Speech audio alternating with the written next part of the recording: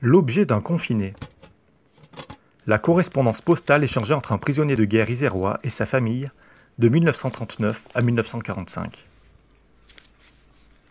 Replongé en 8 moments dans l'histoire du grenoblois Maurice Rousset, prisonnier de guerre retenu captif en Allemagne, à travers la correspondance postale échangée avec ses proches pendant 7 ans. Ce lot de 175 documents est venu rejoindre récemment les collections du Musée de la Résistance et de la Déportation de l'Isère. 1939, la drôle de guerre sur le front. Si ce modeste facteur se hâte ainsi, c'est qu'il vient vous annoncer toujours la même vie.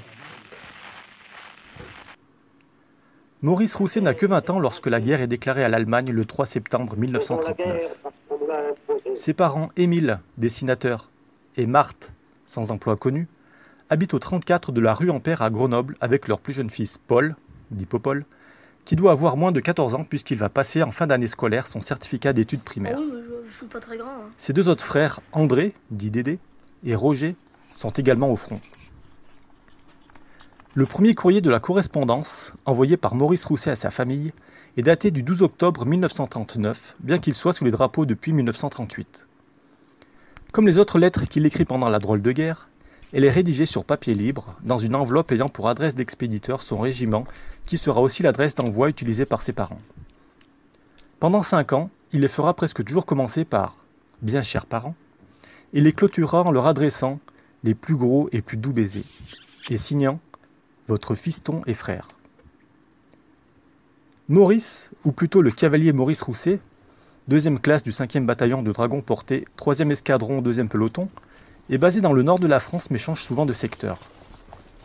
Du fait de la censure, il ne peut dire précisément où il est affecté. Nous savons néanmoins qu'il fait un passage dans le département de l'Aisne en décembre. Les courriers envoyés par Maurice arrivent relativement rapidement à Grenoble, dans un délai de 5 jours. Les discussions portent essentiellement sur la réception des colis que ses parents lui envoient pour améliorer le quotidien, et surtout sur la permission, la perme, qu'il attend avec impatience pour revoir notre rue Ampère que je languis tant. Il calcule régulièrement, en fonction du rythme des départs qui ralentissent avec le temps, quand viendra son tour.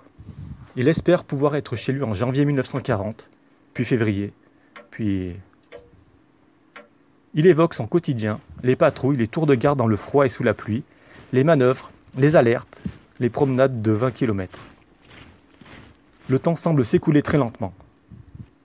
À part les lettres, de nos seules satisfactions sont manger et dormir. Il commente peu cette maudite guerre et ne parle pas de politique. Tout juste se laisse-t-il aller à quelques formules imagées qu'il affectionne. Ma parole, le jour où le bon Dieu a mis les punaises au monde, il a dû trouver aussi les boches. Ceux qui peuvent nous embêter.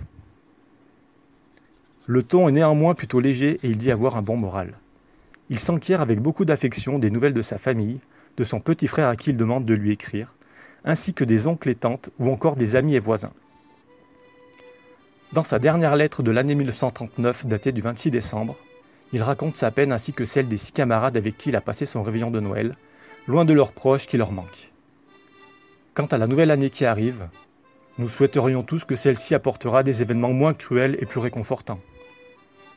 Ils ne seront pas entendus.